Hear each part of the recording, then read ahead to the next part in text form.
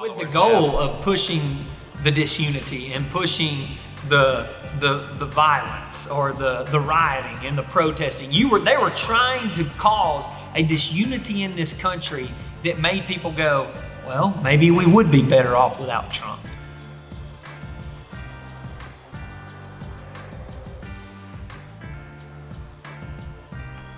All right, guys, welcome back. So we're gonna do stuff a little bit different this time. We've put a little bit of a montage together. Thank you to Steven Crowder for helping me out on that montage. Because we have businesses and we don't do this full time, we have to rely on other sources. And by the way, Steven Crowder is a great source if you like to watch a little bit of comedy and news reporting. I enjoy his show. But you know, we all gotta stick together as things develop moving forward. So before we go any further, check this out. The phone rang. It was Donald Trump.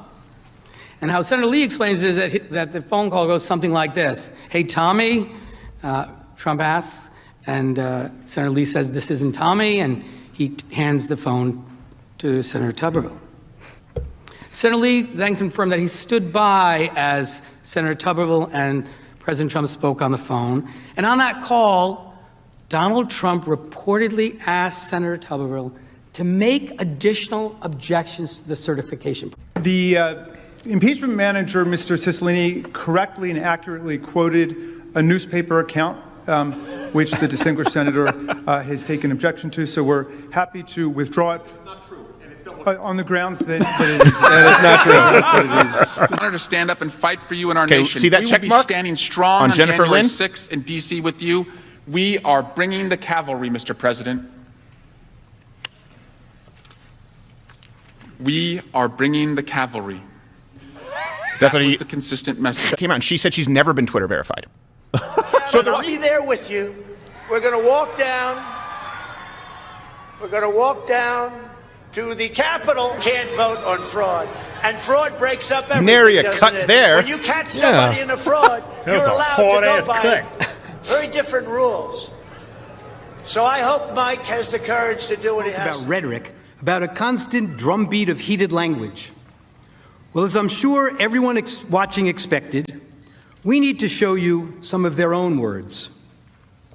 I just don't even know why there aren't uprisings all over the country. Maybe there will be. There needs to be unrest in the streets for as long as there's unrest in our lives. You got to be ready to throw a punch. You have to be ready to throw a punch. Donald Trump, I think you need to go back and punch him in the face. That I thought he should have punched him in the face. I feel like punching him. I'd like to take him behind the gym if I were in high school. If we were in high school, I'd take him behind the gym and beat the hell out of him. No, I wish we were in high school. I could take him behind the gym. I will go and take Trump out tonight.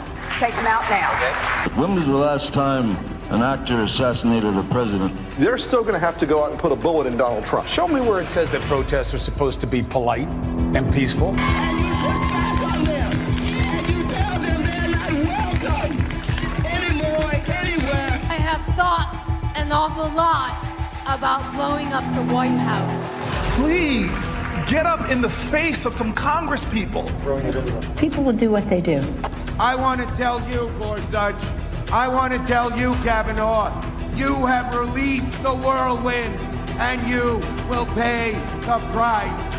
We're going to go in there, we're going to impeach the This is just a warning to you Trumpers. Be careful. Walk lightly. And for those of you who are soldiers, make them pay. If you had to be stuck in an elevator with either President Trump, Mike Pence, or Jeff Sessions, who would it be? Does one of us have to come out alive?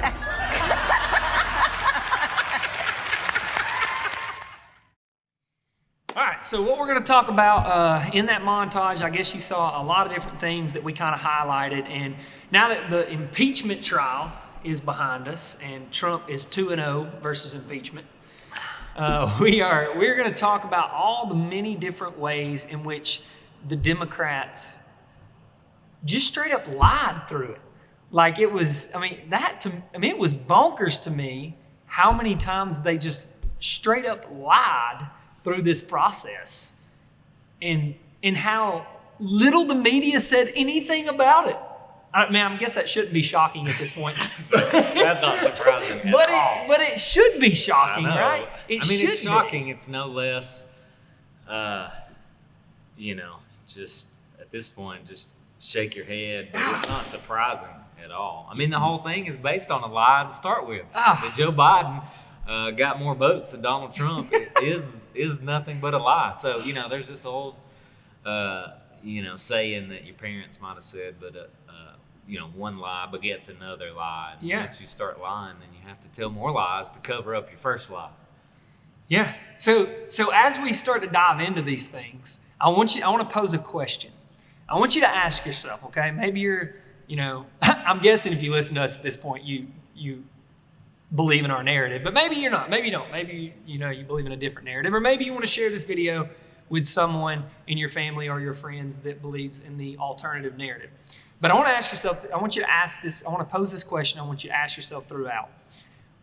As we go through this, the impeachment process, and the next video, the Times article that came out by Molly Ball, which narrative are these facts fueling, right? Does it seem as if these facts are fueling the fact that what we have been presenting all along on our Kingdom Come go hand in hand? Or do these facts more fuel the narrative that Joe Biden was elected the president and there was no fraud and there was no issues surrounding this election, and we should just all move on? I want to pose that question. I want you to ask yourself that as we move forward, okay? All right, so the first one you saw on the video was the Tommy Tuberville phone call lie, which I found to be the most humorous, right? Because the guy's like sitting there and he goes straight up lies about it. And then the other guy comes up and retracts it. And he's like, yes, so the guy was correctly and accurately quoting from a newspaper article. And I'm thinking, but you didn't check that newspaper article? I'm like, you didn't check your source. You just went, oh, here's a newspaper, the Times or New York Post or whatever. Not New York Post, New York Times. And I'm like, but you didn't fact check the article that you were going to use in a hearing and make certain that was right? And then the guy behind him goes, yeah, because it's a lie. And he's like, oh, on the ground, it's a lie. On the ground. I was rolling as I was watching that. Yeah, I mean, it's insane. But I guess all the fact checkers, they only they forgot. are employed. Yeah, they missed that part. Yeah, they don't check the Times or the liberal media outlets. Fact checking unnecessary. But that it pulling your information from fake news, basing arguments on what the fake news perpetuates. It'll have you sounding ridiculous eventually. In a hurry. Yeah, and more people ought to call them out like that. I mean, that's simply what we're trying to do is expose the fraudulent nature of all these things. And imagine that, when their information had to go before the courts and the other party had the opportunity to call them out, what happened? Is that not all we've been asking to do all along? Right? Let's go to court over it, right? Well, you even see in that, I guess you might call that a retraction, or the way that they had to pull that evidence back, but that's how they do it. They get it out there with the headline, the fake news narrative. They start spinning that, but then when the real information comes out, when the truth of everything comes out, then page 19 you find a retraction. The retraction is there buried. It never gets the retweets. It's only for legal purposes, right? Bury it way down here at the bottom just for legal purposes, but we don't really want to actually say we had to retract anything. Well, they don't care. They do that on purpose. They know, guaranteed, they enter into most of these situations knowing their headline is totally false, but they're trying to paint and further a narrative. That's their point. We're actually going to see that in another point. That is exactly what they did down the line. So the second one you saw was the fabricated image, which is also absurd to me. The fabricated image of Jennifer Lawrence. Can we point out that Eric Swalwell was even up there? Like the banger of Chinese spies? Like how is Eric Swalwell even, why are you even getting him to present? How is he not in prison right now? Yeah. Much less at an impeachment trial. That's the best you got, Eric Swalwell?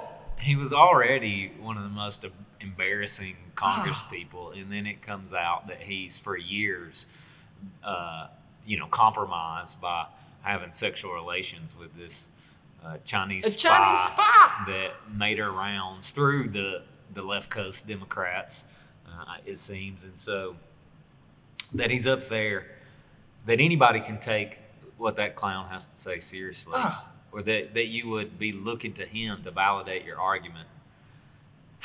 But that's the circus we live in. Yeah.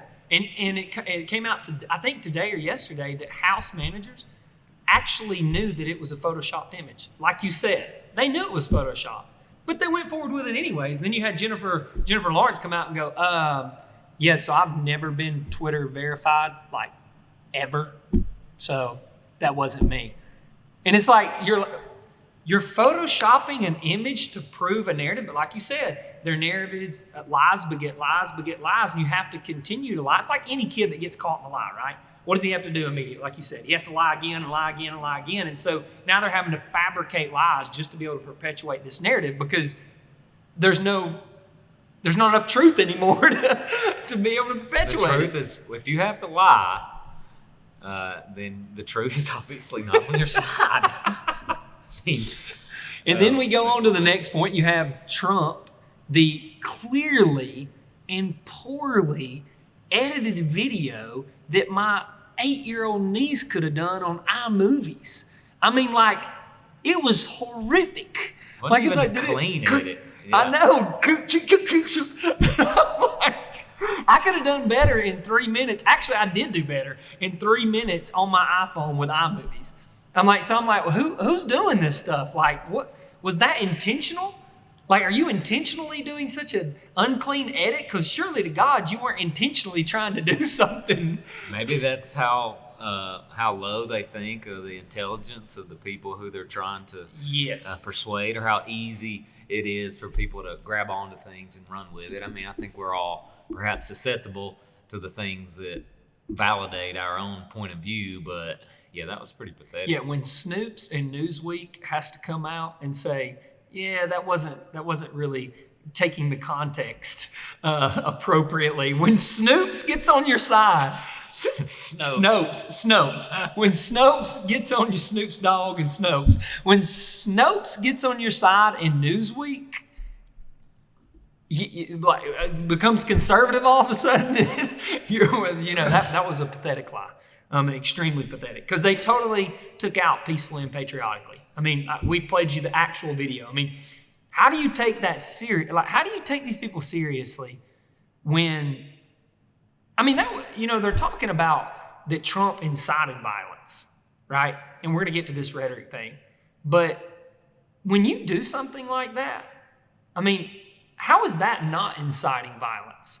When you take someone, what they say, and we're literally, I mean, Biden's the new president of unity all of a sudden, right?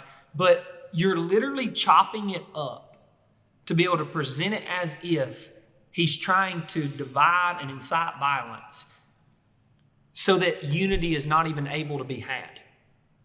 I mean, how is that not just pure evil? Yeah.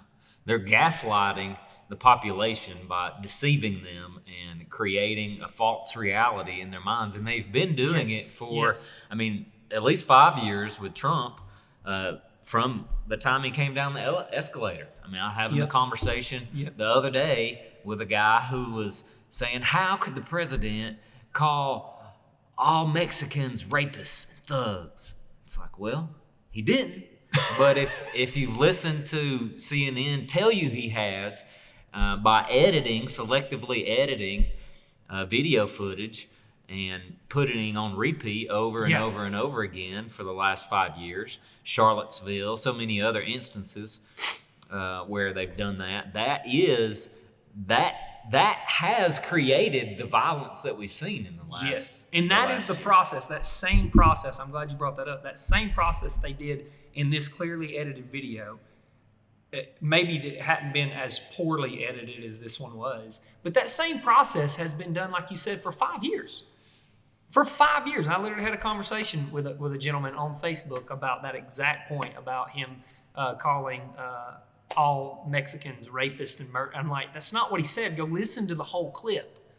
But even when he went and listened to the whole clip, he had already been told that narrative so much, he even heard it the way that they had told him to hear it, which is the thing that's so scary to me. Is like once you go so far down that path of being lied to like Hitler knew, and I'm not trying to make a Nazi comparison here, but like Hitler knew, once you go so far down that path, you can't, some people can't pull back from it. Like they've been conditioned so much to hear a particular narrative, like no matter how much evidence you might present, they can't hear it. Well, and to a degree, I get the difficulty because it's a worldview issue. I mean, they're so conditioned with that narrative in the particular worldview, whether it's, you know, America is a racist country with a racist past, and all white people have exploited their power, you know, over people of color, and so any relational dynamic is inherently racist and oppressive, and you know, so they enter into those things thinking that way. So even if you try to come along and reasonably talk about national security issues at our border, illegal immigration and the impacts of that on our nation, on our economy, on all of our social institutions, I mean, that's already there's so much emotion built into those arguments because for the reason that they don't want people to use their brains, rationally consider all the sides and come to a conclusion. They want you to be fueled by your raw emotion in that and immediately jump to those kind of conclusions. So they've conditioned the population to respond that way, even around the issue as a whole. So to suggest that there are people in this country who are rapists and murderers and thugs. Yep. And hopefully they end up in jail. Yep. And we don't invite them freely to have even greater access to our country. But if you have the ability to keep somebody out or sort of filter people as they come into your country and keep out the undesirable ones with a shady background and who are prone to violence and all these things, and instead bring in the people who have demonstrated themselves to be hard workers, pursuing their education, you know, desiring to build a better life for their family. You know, all that's just reasonable, and you'd think that through our our institutions and through the media, we could have these kind of conversations, but no, they want us going crazy and at each other's throat, divided. And one thing my counselor, me and my wife, we go to counseling, and one of the things that he said, and I thought this was a really, this was super helpful for me. When your wife or when your significant other, or when a friend or something gets in this place of they're doing something that you don't like, or it starts to, your emotions start to heighten, being able in that moment to turn off the reactionary triggers and have pity on that person goes a long way. Because when you have pity on that person, it causes you to have compassion for that person. Rather than being self-absorbed and asking the question, well, how does that make me feel? Or what you just did, it made me feel. And then you become reactionary, right? Well, what the media is doing is they're trying to make us all reactionary, right? They don't want us to have empathy for the other side. They don't want us to have compassion for the other side. They don't want us to have, they don't want us to look at the other side and I say it, in their ignorance over a situation, like have pity on them. Like you just said, like I kind of get it. Like you've been fed this lie for a long time, and I have pity on that you believe this lie, that you believe without any reasonable explanation to believe this lie. It even gets worse and worse and worse, and you can't even get yourself outside of this lie. That's really a sad thing. Like that's super sad that people have gotten to that point, but there's a lot of them out there. I engage with many of them on a daily basis. I've actually stopped engaging with them on Facebook because I find myself going down the lack of compassion road very quickly when I do that. So I'm speaking to myself. I'm going to counseling, right? I'm talking to myself. But anyways, I found that to be an interesting thing, is that the media does not want us to have compassion or empathy or care for the other side. They actually want the exact opposite. They like the inflammatory language, the gaslighting, and the reactionary response immediate. And they want it to be more and more and more and more. That's their goal. They want more. And you saw that, and we're going to talk about it right here in just a second, even in the Democrats' rhetoric, right at the end of that video. When I mean, that video, by the way, I only showed you like 2 minutes of it. It goes on for like 11 minutes if you want to go back and watch the whole thing in the actual trial. So the next one, point 4, and we didn't put this on the video because I couldn't find a video on it, but was how the 5 deaths surrounding the Capitol riots. Right, the 5 deaths. And if you go read articles, all you got to do is put in the deaths surrounding the Capitol riots, and it's like, so-and-so wanted to be a career police officer and had the family of 3 beautiful children and a wife, and his life was taken by murderous villains. And I mean, it's like, it reads like a novel. And death at all is tragic. But when you present it lacking context on purpose, it's called profiting off of that death. And that's what the media is doing. They don't care about the death of these people. It was what they wanted in many lights. Now, because the death presented a photo shoot and presented video and presented an opportunity to perpetuate their narrative even further. Like if there would have been no deaths surrounding the Capitol, it would have probably been a disappointment to them, right? But my biggest problem is, if you're going to talk about death, that's fine, being tragic, totally get it. But why did they hold back the information surrounding the death? For instance, 1 was trampled upon, 2 died of a heart attack, and the actual time of death cannot be confirmed. One of them, which was Ashley Babbitt, was shot, and from my knowledge, there's been no investigation of the person that shot her, correct? I mean, have you seen anything? If this would have been a BLM rally and somebody got shot, how fast do you think there would have been an investigation on that officer? I mean, let's just take Atlanta, for instance. A guy body slams 2 officers, steals a taser, shoots it at one, and gets shot. And the man is trying to be put in prison for 20 years. Yet, in this one, a girl starts to jump through a window and get shot in the throat, and no investigation's opened up on the officer. And then finally, I'll let you jump in because I know you want to. The biggest one, though, is Brian, and I didn't get his last name. Sicknick. So that's the biggest one because the New York Times came out and said that he was overpowered and beaten with a fire extinguisher. Is that what it was? Bludgeoned to death with a fire extinguisher. And there was 0 evidence to prove that. And in fact, just today, they had to come out and retract that. As Dustin said, you probably won't find it because it's in the very far corner on page 9,032 of the paper. But they had to come out and retract that because new information is showing that he was not bludgeoned to death by a fire extinguisher. Yeah, I mean, not only was it New York Times, but I mean, it was put on repeat. I mean, I've heard the little montage of all the various media outlets repeating the same kind of line that bludgeoned to death with a fire extinguisher. Like you said, using that dramatic language to, paint a picture in people's minds, and of course with the ultimate hope that it would cast all of these out of control Trump supporters in the light of being, violent extremists, desiring to commit the same kinds of things on members of Congress or whoever they could get their hands on, as they're storming the Capitol. When in fact, this man was not bludgeoned to death with a fire extinguisher.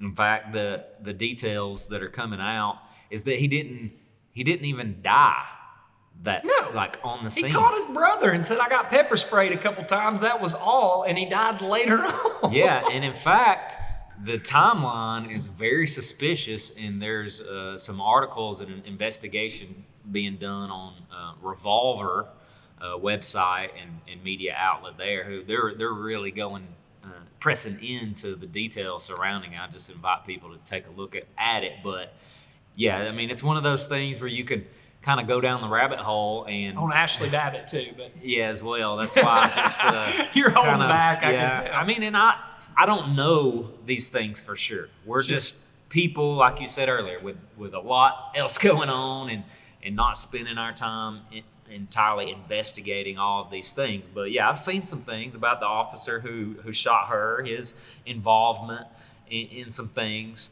just his background and how, that's kind of suspicious not to demonize him either necessarily, but there's just things like you're saying. If the shoe were on the other foot, if these kinds of things would have happened, in the last year, they did. Much worse. Yeah. Then we're getting to that. We heard how it went then, but in these cases, so I mean that just all of these things just go to reinforce kind of the main point of what a lie all this is, how deceptive it all is, and how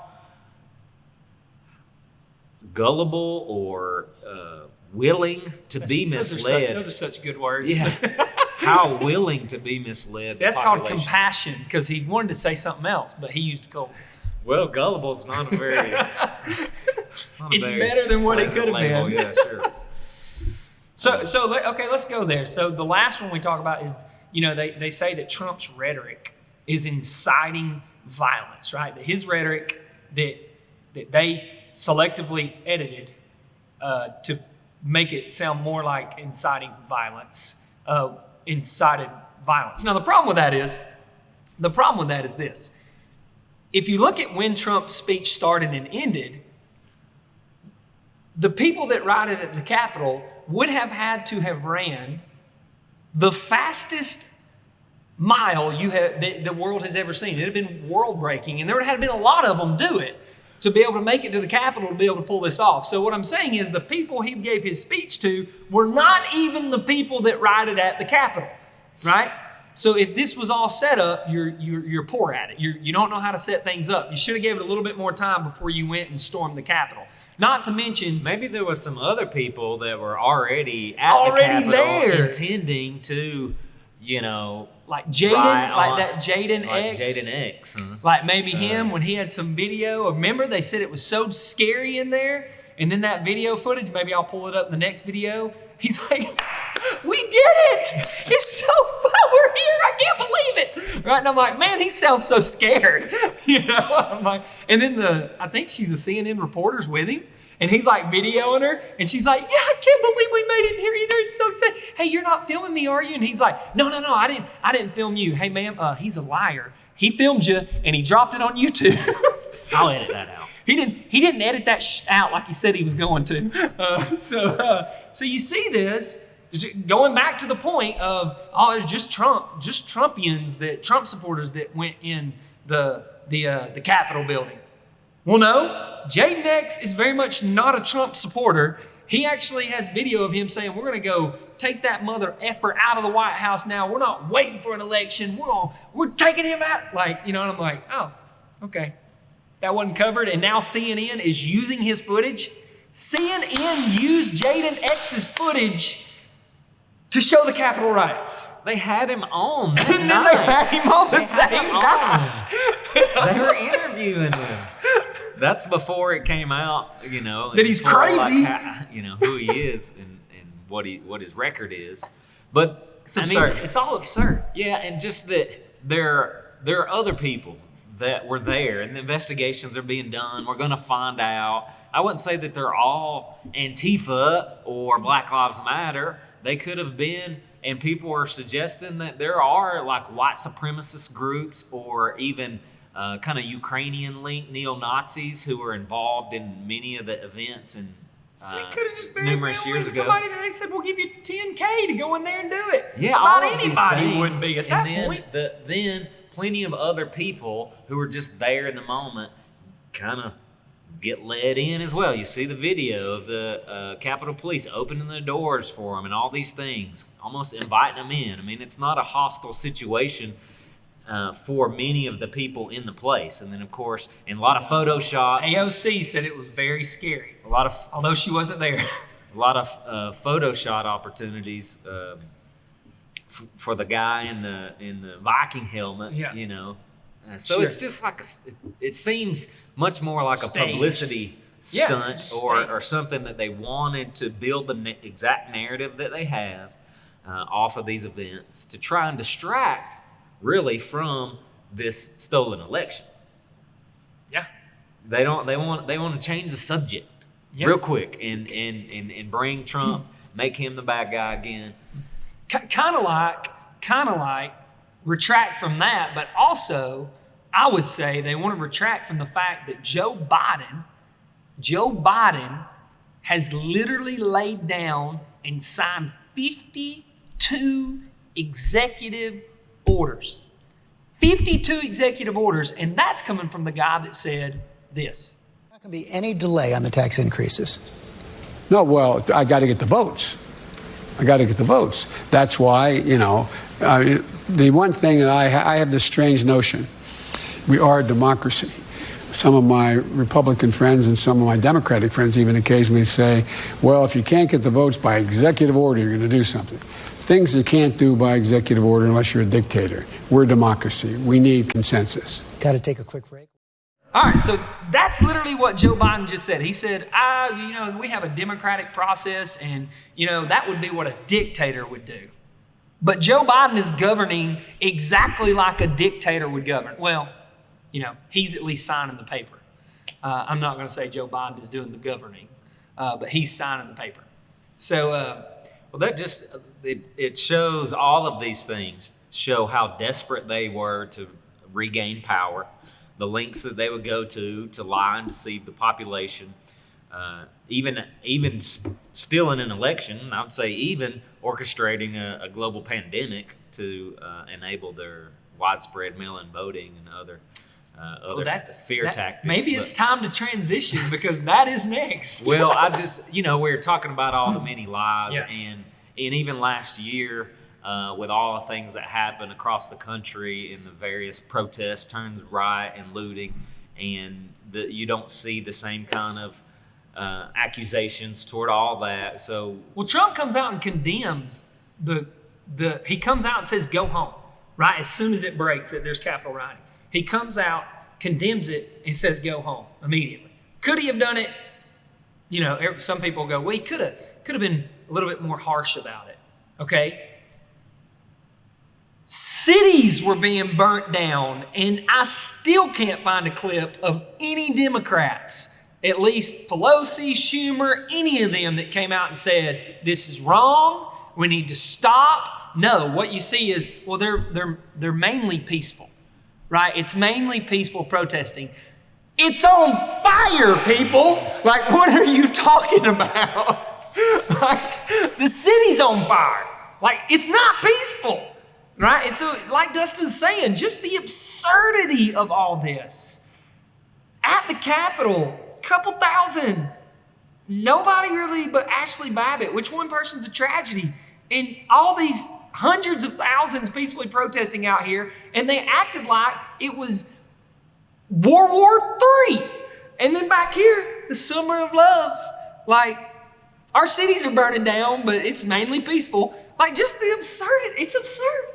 Like, I can't even talk about it. I just think about it as I'm talking about it, and I'm like, I'm just going to stick with the word gullible. I'm just going to stay there. I want to go because I got to be talked off. It's gullible. You're gullible, man. That's all I'm going to say. You're gullible plus some things I'm not going to say because we're going to show compassion. I'm going to be compassionate, pity the other side. You got to see it, though. I mean, how do you not see it? Yeah, and like you said, in their rhetoric, the contrast of they're the ones who actually had all of the rhetoric fueling the left into a frenzy, telling them to confront their members of Congress out in the streets, telling them that they gotta fight. And, I get it, just using language on the one hand is just language, but if you're gonna turn around and... we believe in a First Amendment. Yeah. Like, you have the right to do that. Yeah, and just because you use the word fight doesn't mean that we all think that you're immediately going to resort to physical violence. There's a lot of forms of fighting and battling for ideas and justice. We get that, but if you can use it, but then turn around and say that we're inciting violence, that the right is, whipping up their troops into a frenzy when obviously you're the ones who have been doing that for so long, repeatedly, over and over again for the last several years, if not longer. And all of your actually with the goal of pushing the disunity and pushing the violence or the rioting and the protesting. They were trying to cause a disunity in this country that made people go, well, maybe we would be better off without Trump. Like, that was their goal in it all, was they wanted it to be, that's why Joe Biden, the first thing he does is like, it's time we be unified again. That's his first opening speech. Oh yeah, I'm going to take away the First and the Second Amendment, and we're going to partner with big tech and Wall Street, and we're going to all be unified though. Right? It's like, okay, 52 executive orders. Democracy. I don't need democracy, but I love democracy, right? It's absurd. Man, it's getting to the point where it's just over, I don't know. It's just over the moon absurd. And people on the left, I don't even want to talk to people anymore about it. Because I'm like, if you still don't see any of this, there is nothing I am going to say that is going to help you. Like, nothing. And so I've gotten to the point, I'm just like, okay, well, good for you, man. Yeah, I mean, you're living a lie. It's hard to talk to somebody who's absolutely literally living in another reality. Yes.